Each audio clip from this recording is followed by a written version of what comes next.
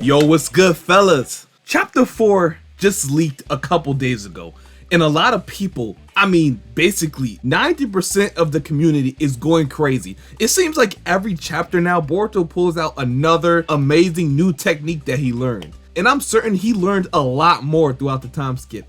So if you guys didn't know, he learned Flying Thunder God. If I had to guess what techniques he learned, that probably wouldn't even be top 20. It's just so unexpected, but it's so genius. Like, and the way Boruto can use it, oh man. Like I said, he's getting skills that he would need to fight against these hacks. Flying Thunder God, being able to teleport anywhere instantaneously. It doesn't matter where you're at, through dimensions as well. And then you have Uzuhiko, which is probably the best defensive slash offensive attack that you can have. So it's looking like whoever taught Boruto this stuff strategized what techniques he would need to learn to counterattack Shinjutsu. I'm excited how he can use it though. So obviously he can use the pins on his jacket to teleport anywhere as long as somebody has the pins with them. So let's say Sarada has a pin. It doesn't matter where Sarada is, it can be through dimensions anywhere. Boruto can instantly, and I mean instantly, teleport to where she's at. So I have a few theories on this, right? And this is a good way for Boruto to find Naruto and Hinata, because Boruto basically slipped one onto Code before he left. It wasn't technically on him, but the Toad was on him, and the Toad was carrying one of the pins. So let's say he can't do that exact thing to Kawaki and track him. You could put a pin on Kawaki and then make him retreat into a dimension, or if he goes into a dimension, you could teleport there. So it's just way more freedom Boruto could work with now. It's way more freedom. But as usual, before we get into the video, make sure you guys go check out Naruto Explained. His channel link will be in the description below. If you leave a like on this video, you gotta leave a like on that video. Y'all already know how we do it. But without further ado, let's get into the video.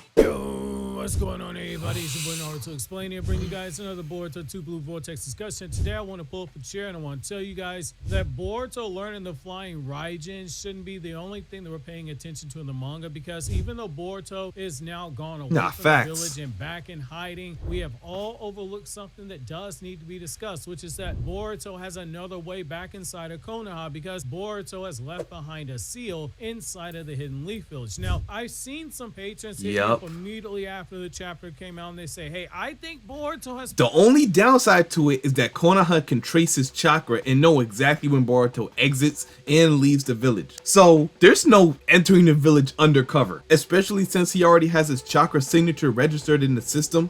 They'll know exactly when he enters. But it is a positive because he can move freely through and throughout the village whenever he pleases. So say Code gets back to the village somehow, Boruto can instantly teleport there in a moment's notice. So at this point, Code really can't do anything to Konoha. That's off limits, so that's a good thing. So the thing is, we know Kashin Koji has one of the pins.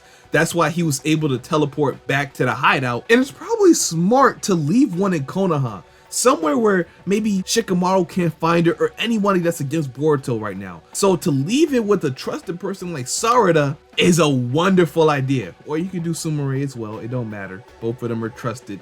But I would say Sarada, because since like she's against the Hokage at this point, and she's kind of rebellious at this point, so I wouldn't say she's exactly close to the Hokage, so she could pull off something like this. Placed a seal on Sarada, and when I first read those messages, I got all giddy inside and I went, yeah, that would be super smart. Boruto greatness, Boruto hype. But then I went back and I reread the last two chapters, and I was looking specifically to see if there was a same. I did. I read the last two chapters. I had to see something. I do think that we have to look at Boruto's other actions, because I do think he left behind a flying RAIJIN marker, just not on Sarada. Everything that we've seen about Boruto so far in Boruto 2 Blue Vortex is that he's constantly thinking a few steps ahead and using deception to hide his true intentions, like how he was playing games with Code to trick him into taking him to the location of the Ten Tails while hiding his intentions behind the very real possibility that Boruto would outright kill Code, hiding the Toad in Code's body, hiding behind the threat of the Rasengan Uzuhiko killing him, and following behind Code when he got confirmation of where the Ten Tails was. Well, I think if we go back to Boruto 2 Blue Vortex chapter 3, we can see a very crucial crucial moment where Boruto likely placed a seal when he was inside of Konoha. During his battle with Okay. Code, when he hit Code with a Rasengan Uzuhiko and he blew him all the way across the village, Boruto needed to kneel down in front of Code, and we know that based off of his actions after the fact that he was able to sense Kawaki coming. It was at that point that Boruto jumped out of the way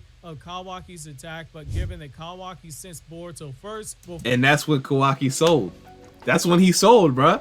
You see, I never understood the logic behind that. Kawaki, he's kind of like a dude you're gonna have to get out the way. He's just messing everything up at this point. You're telling me Code is in a situation where you could finish him off. He's drained, and you're just going after Boruto.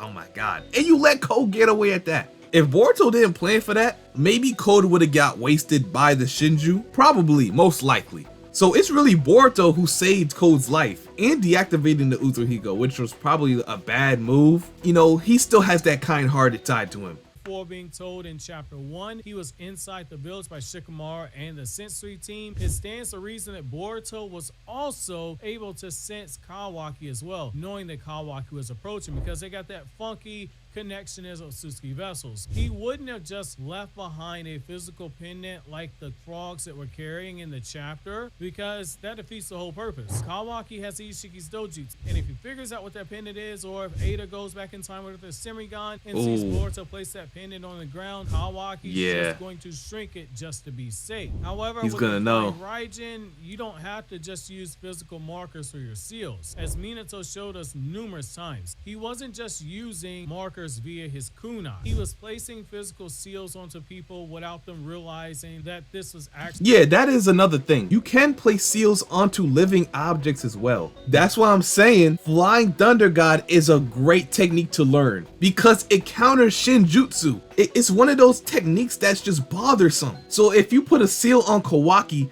it's really nothing he can do because it's on him physically. It's on him. There's really nothing to shrink. But of course, if he knew he had the seal on him, he wouldn't make any drastic movements. But that's the thing about it, being discreet with it. Maybe Boruto should have tangled with Kawaki a little bit, because without him knowing how this jutsu worked, he doesn't even know. He never seen this. Him just placing that seal, or Boruto secretly putting the seal onto him, that's a W. And it could stay on him for as long as he wants. Maybe Boruto should have put one onto Code instead of just having a pin on him. But we don't know. He could have put one on Code. We don't know. The case in most of those instances, like he did with the 8-tailed Jinchuriki Killer Bee in the third. That's such a good move, man. Wow, that's a good move, bro. About where Minato had thrown all the kunai, the Raikage is like, yeah, I'm gonna track all these kunai because if I can memorize where they are, I'll know where he teleports to. Well, Minato was already thinking a few steps ahead, and he had placed the seal onto Killer Bee's tentacle. Yeah, it was the classic move behind the move. Boruto, damn, when he's that's really a hack, bro. Before Kawaki approached him, Boruto's arm was obscured by his cloak and he was kneeling down, and he could have placed the seal there, or when he landed on the ground after dodging Kawaki's attack. It's the same method that Minato employed. Nobody will be paying attention to his hands during that moment because they're too busy looking at— But here's the thing though, how many seals can you output at one time? So say he has a seal on each one of his pins, Kawaki, Code, and Sarada. How many can you do at one time? There has to be a limit, or else it's just gonna be a broken attack. Or is it just how proficient you are at the technique? Minato wasn't said to have a limit on how many seals he can do at a time. I guess it all just depends on how good you are of controlling this technique. So let's just say Boruto is not as good as Minato. Let's say his limit is around 7. And let's say Minato's limit is around 20. If he would get better over time, he could teleport to more places. And at this point, this isn't Naruto Shippuden. So we're not putting these seals in random places around the Konoha or something like that. We're putting them in different dimensions. I need one in the 10 Tails dimension. I need one in Kawaki's dimension where he has my mother and father. I also need one in Konoha. I need one at the hideout. You know what I'm saying? And then I need one individually on these important people like Kawaki, Code, Sarada, so I can teleport to them if they need me. And Boruto being one of the strongest people right now, man.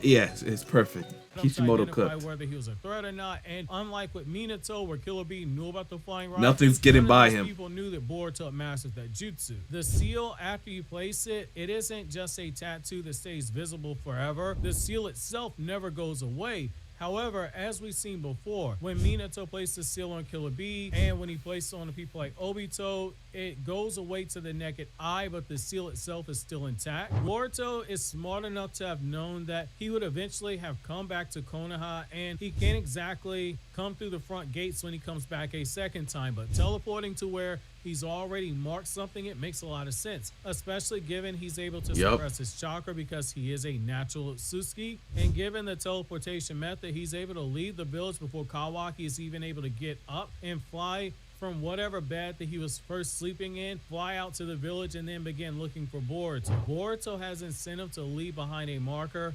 inside the village, and here's why. Due to Code making the mistake that he did with the Ten Tails claw grinds, where they now have a personality of their own, Boruto has seen firsthand the danger that they represent, and he's made it clear in the chapter about how he's trying to get Code to help him that this threat... Yeah, Code wasn't helping him. I don't know why he thought Code was gonna help him. They did have me fooled. I thought we was gonna see a Boruto Code duo for a second, but I had to remember in my head who Code really was. He wasn't on that type of time. Like I said, if Boruto wasn't here, Code would have probably been... He would have been done. He would have been finished. But now that is interesting what he said. If Boruto can hide his chakra signature, which I believe he can, then that just makes his life way easier. All he has to do is not be spotted by the Konoha residents. The only people he should be going there to meet with is Sumire and Sarada. That's it. It's probably even better if they leave the village to meet up with Boruto, but then that's gonna kind of look sketchy, because if they're seen leaving the village at a certain time every specific day or at random times, you know, somebody's gonna report that to the Hokage. But after this, what would be his next move? You see, without Code's help, let's forget about him. There's 4 Shinju. Who would be willing to help Boruto at this moment? Kawaki? I don't know. Sarada could probably convince Kawaki to do something, as we've seen in chapter 4.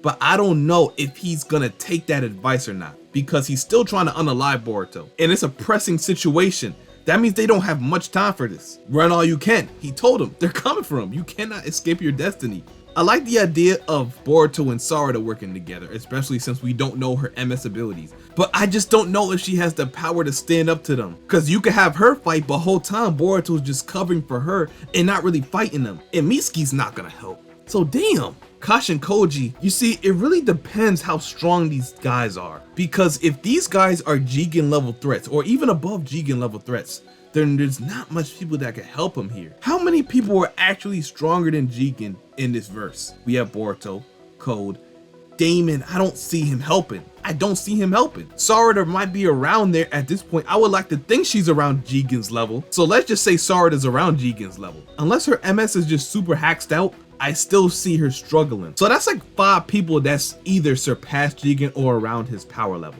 But how many are willing to help Boruto in this situation? Code probably wouldn't want to help Boruto because they want to devour Boruto. And Code is all with that. Sarada might help. Well, she is gonna help. Damon's not helping. Kawaki's iffy. Mitsuki's not helping. What does he do? What does he do? That is something larger than what he can face on his own. While he does have Kashi and Koji there to help him out, that by the looks of it won't be enough to deal with these. It's not enough. Boruto is going to need help, and even if he intends on going at it alone, due to the sheer numbers of these they're gonna jump him. Code being out there on their own, unhanded, unrestrained, and still with a grudge against Konoha. That's still a problem. Konoha being in the dark about what's actually taking place. It does feel like Boruto might be at a point where he has to arrive back in Konoha, if for no other reason than to make sure the village knows what's actually coming. I just felt like he did more harm than good. You see, Boruto was moving in the right direction. He hit Code with Uzuhiko. He got the location of the 10 tails. He was working. He was cooking. Boom, boom, boom. And then he released Code. He released him. And now he got 4 more enemies to defeat. It's just taking steps backward at this point. Like I said, bro, in these situations, you're going to really have to lock in and become heartless. I ain't gonna lie, Boruto caught me off guard with that move, bro. He struck me as somebody who's gonna really stand on business. But I see he still kinda got that kind and naive nature to him. He might have to ditch that if he's gonna do something crazy, bro. He might have to ditch it. Like, bro, you was working. The thing about Boruto and Naruto's situation, Boruto has little room for error. He's gonna have to become cold. You see, Naruto, he could slip up a few times. He got comrades behind him, you know, saying, I got you, lift you back up. Boruto, you gotta tee up, bro. It's you or nothing. You gotta make some harsh decisions, my boy. I'm sorry. And if you are colder than Naruto, and I expected you to be because of your situation, I understand it. I'm gonna understand. Are you gonna understand if Boruto just hella cold? He's not letting nothing fly. He just out strictly standing on business. You're gonna understand because the situation he's in, you have to be that. I'm not gonna lie, I was kind of disappointed on that. I was kind of disappointed with him, but hey, he gonna have to fix it, bro. Ways to actually make this happen. He can physically speak out in the open and be very plain about everything to make sure Ada knows what's going on. Likely because she's going to be using her Sharingan to track his location at some point, and he's going to make it clear to her that it isn't just Boruto who's in danger, it's also Kawaki, because those claw grinds are going to be coming back to the village when this is all said and done and more powered up than before. Even with Kawaki having gotten rid of the claw markers around him being in the vicinity of the village means just more problems, bruh. And they will begin to target him. It's more problems now. Because Kawaki is now you have another problem, Boruto. Come on. Naruto's in when Naruto's being hunted by the Akatsuki. When the Akatsuki finally made their move and began hunting down Naruto and the other Jinchuriki, Tsunade made it a point to keep Naruto constantly on the move. That's a big part of the reason she let Jiraiya take Naruto out the village, so it'd be harder to track him down at any given time. She did the exact opposite of what a past Hokage would have done, as we saw with Kushina Uzumaki. Hiruzen kept the Jinchuriki locked away and confined in the Minato one-shot manga, only letting her out onto the battlefield when he knew she would be guarded. That was the whole reason Minato wanted to make the Rasengan, because he was worried about her going into the battlefield. And with how Shikamaru has handled things, he's done things the exact same way. Very old school. He wasn't even Hokage yet, and yet he had managed to talk Naruto into confining Kawaki and Boruto into a safe house. Kawaki is allowed out right now in Boruto 2 Blue Vortex, but it's clearly on That's leash. crazy. I do think it's very possible that Boruto verbally states everything that's happening with the intention of Ada eventually seeing it with her Sharingan. Or if he does go big balls and teleports back to the village and does so either by the marker. Like I said, it's just more problems. You got Code running around now. You got the Shinju. You got Kawaki. You got Omnipotence. And now you're probably on a time limit because that tree is actively draining Sasuke of his chakra to the point where, what did Kakashi say when a shinobi's chakra is drained to 0? Yeah, he's on a time limit. We've seen what the Divine Tree does. We've seen it in the 4th Grade Ninja War. It drains you of your chakra until there's nothing left, like a straw. It's gonna do you like a McDonald's Sprite. And I ain't gonna lie, the thing about Ada, if she's really sorry about what she done to Boruto, she's gonna keep her mouth shut. She knows what Boruto is doing. Keep your mouth shut. Don't say nothing. Don't even reveal anything. Cause at this point, you're just being a snake. You know, I fuck with Ada, but let Boruto cook. Let Boruto fix everything. Just stay in the shadows. Don't tell Kawaki nothing. Just chill. If you see Boruto putting a seal on Kawaki, just chill, okay? He don't need no more problems. He don't need you as a problem. And if Damon just says, you know what? I want to fight now. Then that's another problem because Damon is just that powerful. He demands attention. Yeah, bro, it's too many problems now. It's like, goddamn, bro. He can't catch a break. Left behind and makes his way to the Hokage office to confront Shikamaru or Boruto. Even goes to sneak your route, which is teleporting a frog into the village and having that frog make its way to Shikamaru's office holding that pendant for a marker, which, reminder, Boruto can do that if he has basic mastery of the jutsu, because as Minato tells us in the manga during the war, as long as Minato and Tobirama's chakra is connected to it, or they've already marked an object, then they can teleport to it, or they could teleport things even without actually being physically connected to it. So in theory, he could teleport a toad to that marker in the village, have that toad go to Shikamaru's office carrying that pendant, and then teleport himself to that pendant that's being carried to speak with Shikamaru, then dip out again just to be certain that the village knows what's waiting for, because he has a moral obligation as a Konoha shinobi, even if they don't recognize him as one, in order to protect the village. But I'm curious to know what you guys think. While you think that over, click here to watch this Naruto Explain video. So Flying Thunder God gives Boruto unlimited choices. This is like chess now. He gets unlimited chess moves. It's so overpowered, but he has to use it smart. Let me know what you guys think he's gonna use it for. Is he gonna use it to get in and out of the village to gather up information? Or is he just gonna use it to keep an eye on his friends just so they can stay out of trouble? But as you guys know, the official chapter comes out tomorrow on the 20th. Make sure you guys read it, support the official drop, just like as I will, and I will be dropping a chapter 4 review. But anyway, I hope you guys enjoyed this video. Make sure you guys like, comment, and subscribe if you're new. Let me know what I need to react to next. I know it's not much theory videos out as of now, but it'll be throughout the week, so we're gonna kind of climb up the mountain from there. But anyway, I'm out. Peace.